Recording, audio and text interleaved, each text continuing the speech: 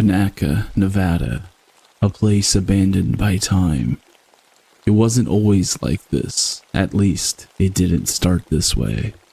The town was once full of life, a mining town with the promise of riches. But as the mines ran dry, so did the town's hope, and as the years passed, it became nothing more than a hollow shell, its streets empty, its homes decaying. But what really pushed the final nail into Panaca's coffin weren't just the failed mines or the economic collapse, no. It was something else, something darker, something that followed those who stayed. In the wilderness surrounding Panaca, there was whispers of creatures. These weren't just stories about coyotes or mountain lions, no.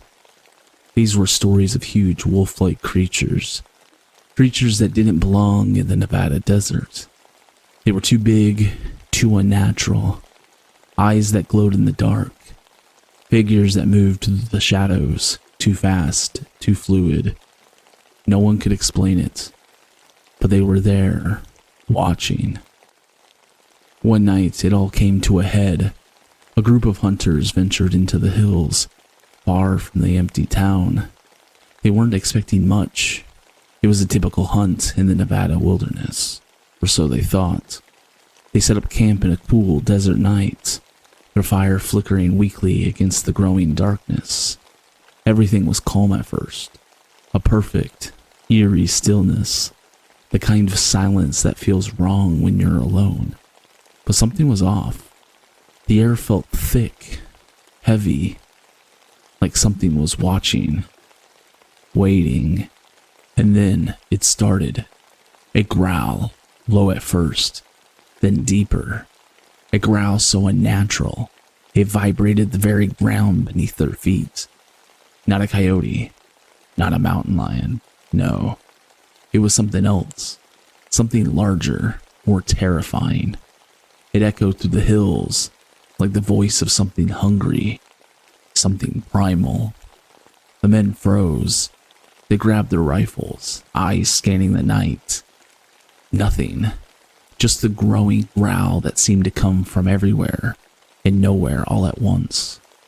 Then came the eyes. They caught the glow of them, cutting through the darkness like a fire in the night.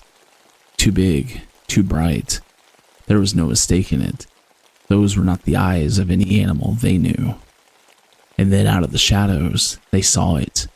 A shape, towering, unnatural. The thing moved in a way that no animal should move. Fluid, deliberate, fast. The beast was there, and then it was gone. But the eyes, they never left. Those glowing eyes followed them, haunting them. The men didn't wait to see what happened next. They fled, left their camp behind, left everything behind. No one knows exactly what happened to them, but the camp was abandoned. No blood, no struggle, just the large clawed tracks leading off into the hills. Tracks that were far too big to belong to any wolf. Tracks that seemed to disappear into the very wilderness as if the creature had simply vanished. But it wasn't just those hunters. It never ended there. The stories grew, more reports, more sightings, more people who claimed to have seen the eyes or heard the growls, or even felt the weight of something out there, just watching. No one could explain it, no one could deny it. Wolf-like creatures too large, too monstrous to be anything that should belong in the desert. It wasn't just the sighting of an ordinary predator. This was something ancient, something that didn't belong. There was another man, Earl, a rancher, someone who had lived out in the area for years. Earl had seen things, not once, not twice, but often. At night, he would hear strange sounds near his ranch, sounds that didn't belong to anything he knew. Then, one night, his cattle screamed like nothing he had ever heard before. Earl rushed to his barn. What he saw there, he'll never forget. His cattle had been slaughtered, but not in any way that made sense. There were no bites, no claw marks, nothing that could be explained. No coyotes, no bear, nothing natural. Just twisted, shredded carcasses. And then he saw them, the tracks. The same enormous paw prints. The same tracks he had heard about in the stories, in the whispers. But that wasn't all. The prints didn't belong to anything that should have walked on 4 legs. There were no signs that something had been standing upright. Its form was human-like, but not human. Too tall, too twisted, too monstrous. The fear, the tension, it spread.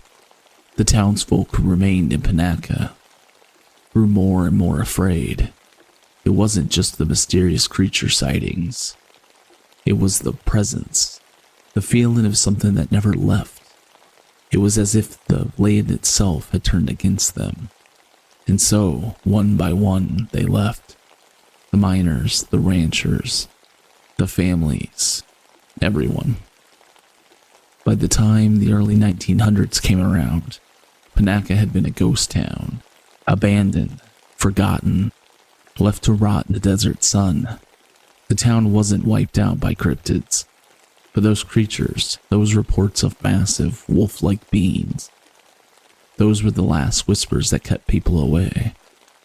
But even after the town had left, the creatures, they stayed. They didn't vanish with the townspeople, no. They lingered in the hills, in the shadows of the desert. They were still there, watching, waiting. The last traces of the town remain. Broken homes, empty streets, and the same eerie stories. But people who dare to pass through the area still report strange sightings. Eyes in the dark, growls that send shivers down your spine. Tracks that seem to belong to something that should not exist. Some say the creatures are skinwalkers, beings twisted by ancient, dark magic. Others say they are something even older. But whatever they are, one thing is for sure, they never left. So, if you find yourself near Panaca, Nevada, stay away from the hills. Don't let the silence fool you. The shadows are never empty, and the eyes, they are always watching.